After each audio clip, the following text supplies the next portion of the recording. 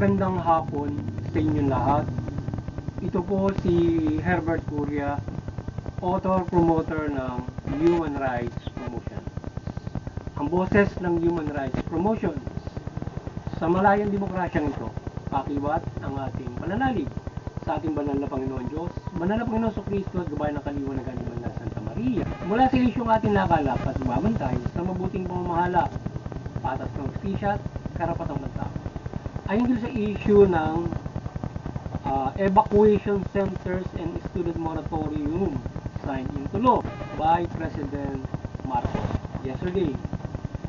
Nilagdaan ng ating Pangulong Marcos nitong Biyernes ang Ligtas Pinoy Center Act and the Student Loan Payment Moratorium during Disasters and Emergencies Act.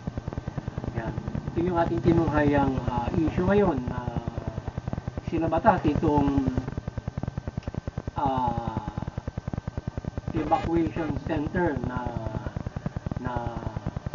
pagtatayo o pag-build ng mga evacuation center. Sinabatas nito na para nationwide ay magkaroon ng evacuation sa pagharap sa mga sakuna.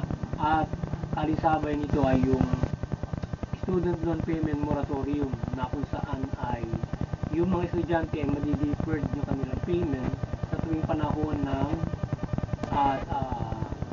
for the deferral ng payment ay lahat hindi mo na sila magbabayad including the interest deferred them. So mandated na ang evacuation center sa bansa fully equipped na magbibigay ng temporary shelters sa mga nasasalanta ng bagyo. Ang mga facilities na ito na resilient sa mga sakuna ay dapat na pagtulungan upang maprotektahan ang mga mamamayang Pilipino. Ang mga eskwelahan sa darating na panahon ay hindi na gagamitin bilang evacuation centers, kundi ito nang mga itatayong mga evacuation center ang siyang nilikasan ng ating mga mamamayan na tinatamaan biktima nitong mga sakuna nagatalanta. So, itong evacuation center na ito ay hindi pa lang ngayon lang din mayroon ng existing sa mga ilang lugar sa bansa na mayroong mga evacuation center. So, maganda yung evacuation center na tinatayo na 2 stories with malawak yung kanyang parang. So, ito ay mahalaga para yung sangkatungkak na mga mamamayan na sinasalanta na bagyo sa isang area, so doon nililigtas sila. So siguro isang mahusay lugar na kung saan ito ay doon mag-evacuate yung mga nasasalanta. Eh siguro mas maganda yung mga lahat na yung typhoon hit area, lahat kung bawat bayan ay malagyan yan, lagyan ng bawat bayan. Usually yung mga ang usual na binabagyo yung Bicol, yung Bisaya, Mindanao, yung mga lang panabihan na yan palaging dyan na tumatama yung mga malalakas na bagyo. So yung mga estudyante naman na ay magbibigyan ng moratorium sa panahon ng sakuna o bahagi ang ititigil ang pagbabayad at maging interest ay hindi na rin ipapataw. So malaking bagay ito sa mga estudyante na mayroong loan para makapag-aaral sila at malaking bagay ito kung panahon na sakuna ay sila ay madi-deferred yung kanilang payment para siyempre maraming gastusin dahil nga sa sakuna. Siguro kung ito ay isang buwan yung pagkamali 1 to 2 months ay mamamalan. Sabigyan ng ating mamalan ng hindi ko pa nababasa yung kabuuan ng batas pero meron deferral yan. Maaaring hindi lang isang buwan siguro ng 2 buwan. So ngayon ang Human Rights Promotions ay maring sumusuporta sa mabuting pamamahala, patas ng hustisya at karapatang pantao.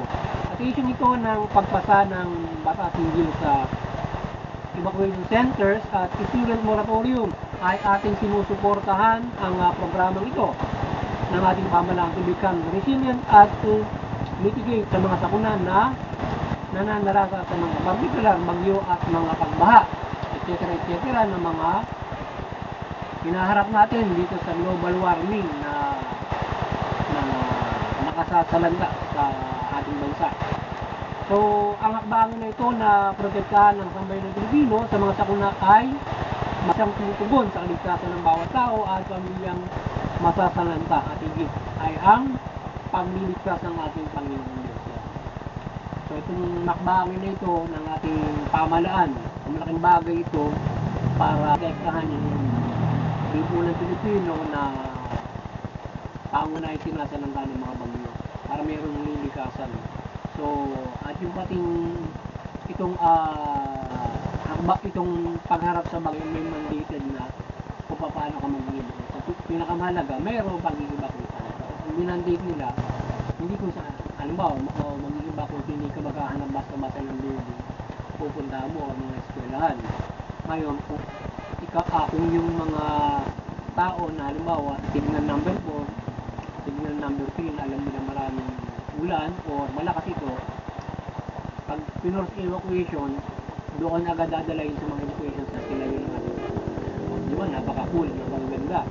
So, protektado yung mamamayan with this step or program, the government facing global warming na pumipinsala sa ating bansa. So, we hope, bantayan ang opisina ng ating Pangulong Marcos itong hakbangin sa pagharap na sa mga mula dito sa building or evacuation centers at mga flood control, etc.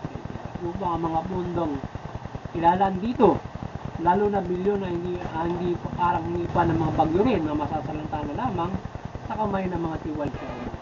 Sana bantayan ng ating Pangulo yung kanyang pagharap sa itong pagharap sa global warming on this kind of program na halimbawa yung paglalagay ng evacuation, yung mga flood control. Sana bantayan ng mabuti ng Pangulo.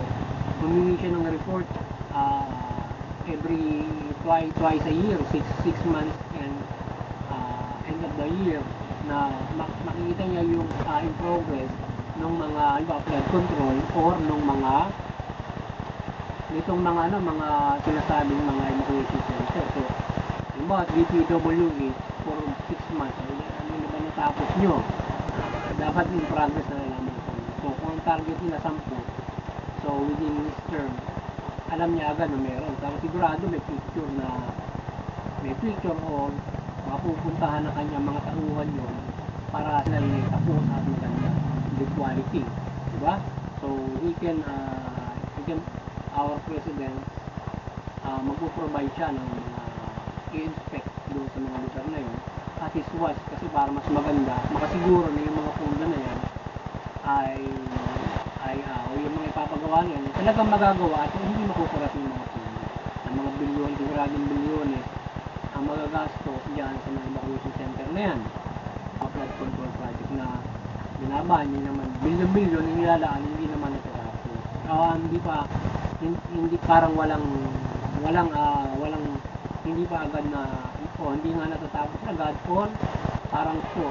So ngayon dapat yung ating Pangulong Marcos ay mayroon siyang team, maglagay siya ng team or kanyang at least mas ay inspect niya magre-report sa kanya yung SWD total yun naman DSWD secretary ay kanyang gabinete magre-report sa kanya ng in progress niya ng yung mga ganyang major projects na dapat na flood control yan. So, every quarterly o every 6 months, meron siyang papel for the progress ng mga proyekto. So, kung target nila 10, dapat malalaman niya. Sa loob ng ganun pala, mati-check niya. Bakit? Dadalawa pa lang yung ginagawa mo lampas na tayo due date, di ba? Tipong ganun. So, maano agad niya. Malalaman niya kung ito kinukurap na o ito ay anong problema, bakit gano'n. Para at the end of this term, sigurado siya may kanya yung kanyang nilagdaan doon sa tatlong taon, makikita niya na mayroong natatapos yan. Yung isang evacuation center sa tingin namin, sabay-sabay nila, kung may pondo yan, palagay pa 3 buwan, tapos ang isang evacuation months, siguro. Palagay natin 5 months yung nakamatagal, tapusin ng isang evacuation center. So kung nagsasabay-sabay yan. So, di ba? Halimbawa, sa isang area, madali na matatapos for 3 years. Palagay ko, yung buong bansa. Depende sa pundo. Kahit sabay-sabay naman nilang pabutin yun. Pwede naman dahil yung mga contractor na pwede silang pagawain doon sa bawat mga area. Pwede sabay-sabay tatapusin sila sa buong pundo. So, dalangin natin ang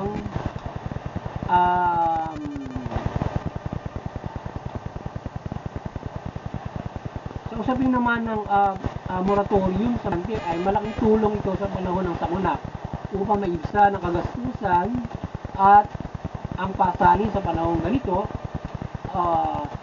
at sitwasyon sa ating bansa. So, yun, malaking bagay sa mga estudyante ay ang moratorium. Mahalaga yan. At yung ating bonus nga pala sa ating pamahalaan na yung kanilang pag-aralang mabuti yung mga estudyante na halimbawa dahil nasa hindi naman fully employed yung mga Pilipino merong naghihirap, meron na rin sa Pantawid sa Pamilya. Pag iba yung nila yung sa Pantawid sa Pamilya na yung halimbawa may 3 anak dapat sila ay mapag-aaral. Halimbawa may allowance sila halimbawa sagot kasi ang problema ng ating bansa yung mga bata hindi makapag-aaral dahil walang makain, walang pambaon, walang mamiling uniform, panggamit. Ngayon, ang eskwela natin libre na ngayon lahat. Ay ang problema hindi makapasok kasi hindi kumakain, walang pambaon. So, our government siguro parang bibigyan nilang subsidy o parang state-sponsored education tayo na hindi lang basta eskwelahan na libre kundi yung mag-aaral nito dyan libre. Parang halimbawa sa PMA, nag-aaral ka sa PNPA na ikaw ay nandun na sa mismong paaralan, doon ka na tumitira, ikaw ay gastos lahat. Ngayon ito naman ay umuwi sa estudyante pero binibigyan sila ng allowance ng ating gobyerno. Sa Pantawid ka Pamilya, mababa, 500 lang ata per student kasi hindi nang pag-aaral. So gawin na nilang malaki yun para sila ay yung estudyante may pangkain at mayroong pangbaon. Baka mag-aaral sila. So ngayon, maalalaman naman ng ating mache-check naman ng DSWD yan kung talagang may pumapasok kasi meron ba kukunin nila sa mga eskwela yung record ng mga estudyante under this sana yung mangyari. So dalangin natin ang paggabay ng Panginoong Jesus, Panginoong Diyos at Panginoong Kristo sa ating Pangulong Marcos at buong pamahalaan na makapaglingkod ng lubos at ang pagpapala at proteksyon sa tao ay mapaglingkuran ng pamahalaan. Kagabay ang ating banal na Santa Maria, siyempre. Sana gabayan ng ating mga Panginoon Diyos yung ating administrasyon Marcos at ito ay makapaglingkod ng mabuti sa kanyang pamahalaan bilang Pangulo at ang buong pamahalaan. Gabayan kayo ng banal na Panginoon Diyos at magawa ninyo ng lubos ang inyong paglilingkod bilang mga lingkod niyo sa pamahalaan. Limunagan kayo ay makapaglingkod mo sa pamahalaan at inyong masunod ang kalooban ng ating banal na Panginoon, ng ating banal na Panginoon Diyos mula sa pananampalataya at diyan sa paglilingkod niyo sa pamahalaan. So, naway yung ang karapatan ng lahat ay matamo at makapagmuhay-ayon. Sana ang tao matamo namin lahat at makapagmuhay dito ang lingkod ng Diyos. Yan. At happy celebrations of human rights on December 10, 2024. So, ngayong darating na December 10 sa Martes ay celebration ng Human Rights Day, International Human Rights Day. Happy celebration tayo nakikita diyan at bilang human rights promoter at sana ay tayong lang sa mapaigting natin ang human rights. Suportahan natin ang UN para ito mabantayan ito implementation ang lahat ng mga bansa. At yung lahat ng mga bansa ay dapat tayo mamaya magkasya para yung ating mga pamahalaan. Hindi, yung balangkas ng UN na kung saan tayo naman ang lahat ng mga bansa yung nakikisa doon para yung babalangkasin doon bababa sa atin na ating susundin. So yun, kaya kinakailangan dapat tayo makisa ang lahat ng tao para makapabuhay tayo ayon dito.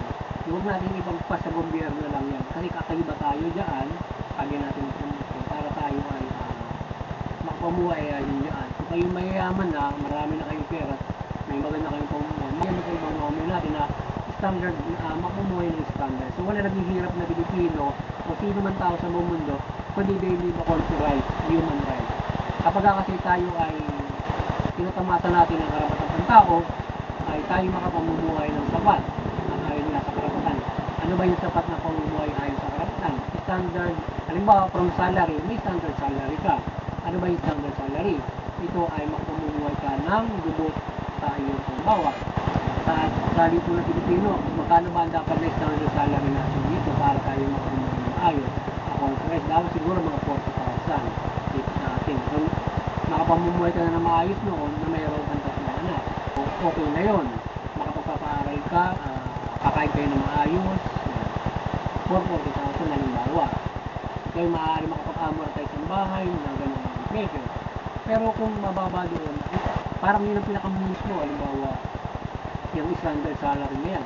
But as of now, ay hindi natin namimit ang standard salary na kung saan minimum wage dapat yun. Ang minimum wage natin ngayon sa private sector ay umaabot lang yata ng 10,000 may 15,000 o 20,000. So ngayon mababa pa yun. Dapat medyo mataas para makapamumuhay. May pamilya.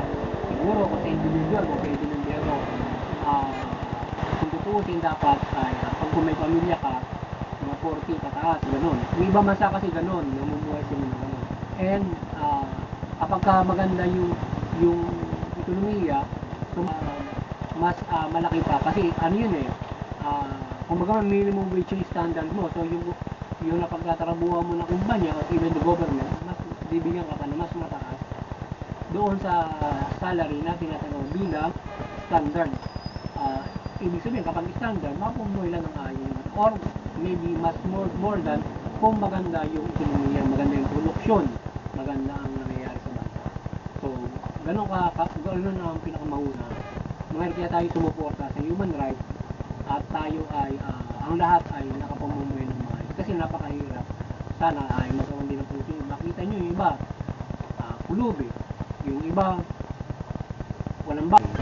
Yung iba, walang makain. Siyempre, kung kayo ay may mabuting kalooban, siyempre maaawa kayo, maaabot kayo. Ngayon, ang pinakamalaking tulong na magagawa mo, not just for tumulong kayo para sa halmak program, ay tumulong din kayo sa karapatan. Hindi masamang tumulong na feeding program. Hindi iyon pag-tolerate sa na sila ay hindi magtrabaho. Kailangan yun. Kung talagang sila talaga dahil sa kailangan kumain ka muna bago ka mag-apply bangon, bago umanap eskwelahan. So yung feeding program, mahalagang bagay yan. At mga nakatutugon sa mga pang sandali ang panahon, pero yung pagtulong sa karapatan ng tao, makapamumuhay sila ng matagalan. Yun ang pinakamaganda sa ating lahat na dapat na ipamuhay natin. So hindi lang tayo tutulong, halimbawa tinulungan mo na ng halimbawa sa feeding programs or ever na pagtulong sa kapwa mo, mas mahalaga ang malaking tulong natin ay ang karapatan ng tao na ito'y ma-implement ang ating pamahalaan. So everybody should unite for that. Lalo na kung ikaw ay mayaman na. Ngayon, yung mayaman naman, may malaking negosyo, mas uunlad yung inyong mga negosyo kung ang lahat ay according to right. Kasi marami yung pera nila sa bulsa para bumili. Diba? Kasi kung iniisip kasi ng ibang mayaman, yung paluluwal nila na sweldo. No. Kasi kung bibigyan mo nila ng salary yan, babalik kayo ng malaki din yan kasi yung ibang mga maraming pambili. So malaki yung maganda ang production mo with that. Tapos ay ang babalik sa iyo because of may malaking pera yung mga tao. At sa tamang presyo. Yun, di ba? Kaya dapat din makatulong yung ating mga business sector diyan sa human rights niya para matulong ang mga tao mga hindi makapamuhay ng sapat or yung ating minimum wage nga ay dapat umabot sa standard. So dapat marating natin yung pagdating ng panahon at full employment. Dapat yung pamahalaan at yung private sector, yung business sector dapat magkaroon ng mga ugnayan yan para makapagbigay ng trabaho. At yung ating pamahalaan, makagawa ng mga maraan, bibigyan ng trabaho ng mga tao ang sasama-sama ng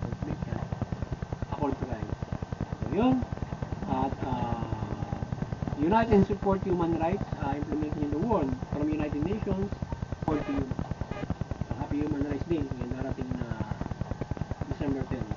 So, God and Jesus Christ and Mother Mary bless human rights po. Sana pagliwanagan tayo ng Panginoon Diyos at ang lahat ay maikaya ang ating mga pamalaan. Implement it fairly. Ano lang, yung mga business sector maliwanagan kayo ng ating banal sa lupa. Muli, magandang hapon sa inyo lahat. Sana nakapagsabaw naman ng human rights promotion sa linggong ito. Hinggil sa karapatang banta na ating tinunghayan at paggabay sa pamalaan ng mabuting pamamala at pagpapahira ng patas ng justisya. Magandang hapon sa inyo lahat.